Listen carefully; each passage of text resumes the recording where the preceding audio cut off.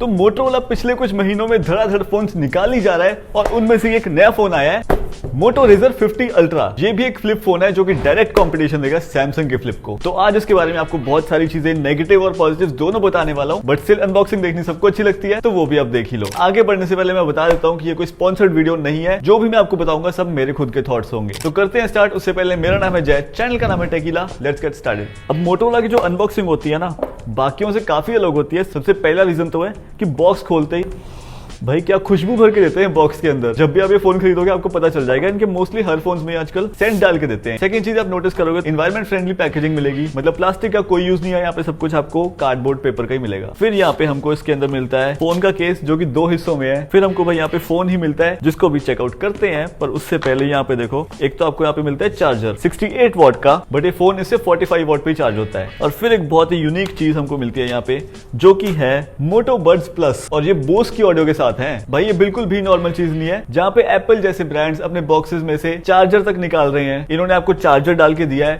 Phone का cover भी डाल के दिया है, इवन बड्स भी डाल के दिया है। इसे अगर आप खरीदने जाओगे ना, ये 10,000 रुपए के आते हैं और इन्होंने बॉक्स में ऐसे डाल के दे दिए। तो ये सब चीजें तो मुझे अच्छी लगी। चलो साइड कर दो सब कुछ, बस फोन उठा लेते हैं। तो भाई ये फोन का डिजाइन आप देख सकते हो काफी ज्यादा यूनिक है। ये मिलिट्री ग्रीन सा शेड है, इसको एग्जैक्टली क्या कहते हैं मैं यहाँ पे लिख दूंगा। अब यहाँ पे आपको आउटर डिस्प्ले एक तो देख ही सकते हो भाई कितनी ज्यादा बड़ी मिलती है। उसके नीचे आपको यहाँ पे वीगन लेदर मिलता है जो कि बाकी वीगन लेदर वाले फोन से काफी अलग है, थोड़ा प्रीमियम फील देता है ये। बीच में मोटोरोला का बड़ा सा लोगो है और नीचे रेजर लिखा हुआ है। साइड पे आपको वॉल्यूम रॉकर्स मिलते हैं, नीचे पावर बटन के ऊपर ही फिंगरप्रिंट सेंसर भी है। लेफ्ट हैंड साइड पे आपको यहाँ पे सिम ट्रे मिल जाती है। ऊपर आपको एक माइक मिलता है, साथ में USB-C पोर्ट है। USB 2.1 जनरेशन है, 3.1 नहीं है ये। और नीचे स्पीकर भी है। नीचे भी आपको 2 माइक्स मिलते हैं और हाँ, इसमें ड्यूल स्टीरियो स्पीकर्स भी हैं। ओवरऑल बहुत ही स्लीक और स्लिम फोन है ये, और हाथ में पकड़ के बिल्कुल भी हैवी फील नहीं होता, बहुत ही हल्का लगता है पकड़ने में। अब यहाँ पे ना इसके हिंज की बात कर लेते हैं। तो इनके बीच में आपको बिल्कुल क्लोज टू 0 गैप मिलता है। मतलब जो सैमसंग के या बाकी फ्लिप्स भी होते हैं ना, उनमें थोड़ा बहुत गैप आपको दिखेगा, बट ये बिल्कुल ही 0 गैप है यार। और इसको अगर खोलते या बंद करते हैं तो जिसका हिंज है वो काफी अच्छी क्वालिटी का फील होता है। आप थोड़ा सा इसको यहाँ तक ही लेके आओगे, अपने आप बंद हो जाएगा। इनका कहना है कि 30 से 130 डिग्रीज तक एक जगह खड़ा रह सकता है। अब ये फ्लिप फोन्स में प्रैक्टिकली यूज करने में एक प्रॉब्लम आती है, जो कि इसको खोलना एक हाथ से, क्योंकि यूजुअली आप क्या करते हो, आप जेब से निकालोगे फोन और दूसरा हाथ लगाना हर बार पॉसिबल नहीं होता। आप अपना अंगूठा यहाँ पे बीच में डालोगे, फंसाओगे और फिर अपने फिंगर नेल से इसको ऐसे पुश करोगे। इस तरह से आपको ये फोन खोलना पड़ता है, जो कि थोड़ा सा कई बार अनकंफर्टेबल हो जाता है। बट लॉन्ग टर्म में इसका एक नुकसान होता है कि क्योंकि आपका नेल बार बार ऐसे ऊपर स्क्रीन पर लग रहा है, तो पॉसिबिलिटी है कि वो टाइम के साथ स्क्रीन को स्क्रैच कर दे या डैमेज कर दे। और अगर आपको नहीं पता तो ये जो फ्लिप फोन्स पे जो स्क्रीन गार्ड होता है ना, अगर आप इसको निकाल दो और अपनी मर्जी का कोई स्क्रीन गार्ड बाहर से लगवा लो, तो कंपनी वाले आपके फोन की वारंटी वॉइड कर देते हैं। तो ये कुछ चीजें जो कि हमको पता होनी चाहिए फ्लिप फोन्स के बारे में। फिर आ जाते हैं इसकी आउटर डिस्प्ले पे। अब एक चीज मुझे कहनी पड़ेगी कि भाई मोटोरोला ने सबसे ज्यादा फोकस किया है इस बार इसकी आउटर डिस्प्ले पे। इतनी ज्यादा एप्स, इतने ज्यादा फीचर्स आपको आउटर डिस्प्ले में मिल जाती हैं कि मोस्ट ऑफ द टाइम तो आपको फोन खोलने की जरूरत ही नहीं पड़ती, सब कुछ यहीं से हो जाता है। उसका रीजन ये है कि एक तो भाई ये जो डिस्प्ले है काफी बढ़िया है, 4 इंच की ये आउटर डिस्प्ले है। मुझे अभी भी याद है भाई, जो सैमसंग का गैलेक्सी S1 होता था और iPhone 4 होता था, उनकी जो मेन डिस्प्ले थी ना, वो थी 3.5 इंचेस और 4 इंचेस की। एंड इसकी कवर डिस्प्ले अब 4 इंचेस की आ रही है, और जो मेन डिस्प्ले है उसका साइज आप गेस करो 6.9 इंचेस है भाई। मतलब खोलने के बाद ये टैबलेट से कम नहीं है। सबसे पहले आउटर डिस्प्ले की बात कर लेते हैं। ये एक POLED डिस्प्ले है, 165 हर्ट्ज रिफ्रेश रेट के साथ, गोरिल्ला ग्लास विक्टर्स की इसमें प्रोटेक्शन है और 2400 निट्स की पीक ब्राइटनेस है। एंड सबसे इंटरेस्टिंग चीज मुझे लगी, जो कैमरास है ना, इसके अंदर ही ब्लेंड हो जाते हैं, कैमरास और फ्लैश दोनों। फिर जब इनर डिस्प्ले पे आते हैं तो इसकी जो पीक ब्राइटनेस है वो 3000 निट्स, जो कि काफी ज्यादा होती है। तो आउटडोर में धूप वगैरह में चलाने में आपको ना ही आउटर डिस्प्ले में कोई दिक्कत आएगी, ना ही इनर डिस्प्ले में आएगी, आराम से सब कुछ विजिबल रहेगा। HDR10+ का सपोर्ट है यहाँ पे। बाकी जितने फोन है आपको मोस्टली 120 हर्ट्ज मिलता है, यहाँ पे भाई 165 हर्ट्ज है। बट एक चीज बड़ी अजीब सी लगी इसमें, जब नेटफ्लिक्स चलाते हैं तो उसके अंदर आपको HDR10+ का सपोर्ट नहीं मिलता है, जो कि पता नहीं क्यों है ऐसा, बट हो सकता है कि सॉफ्टवेयर के साथ वो चीज ठीक हो जाए। अब यहाँ पे ना जो आउटर डिस्प्ले है वो आपको थोड़ी ज्यादा शार्प लगेगी compare to the inner display, क्योंकि जो आउटर डिस्प्ले है वो तो भाई 4K है, बट जो अंदर की डिस्प्ले वो है फुल HD+,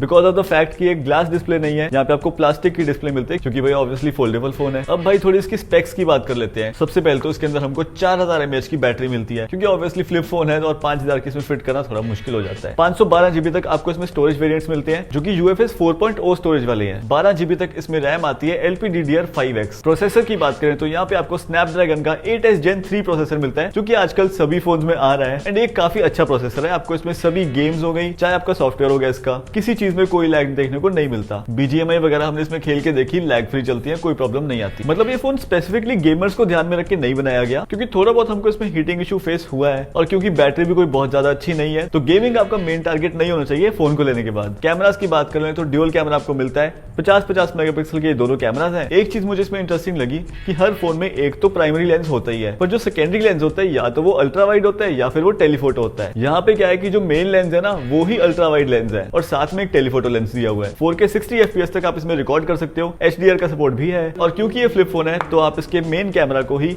सेल्फी कैमरा भी बना सकते हो। वैसे अंदर सेल्फी कैमरा भी है 32 मेगापिक्सल का, और वो भी 4K में शूट कर सकता है। फोटो सैंपल्स मैं आपके सामने डाल देता हूँ, आप खुद जज करो कैसी फोटोज हैं।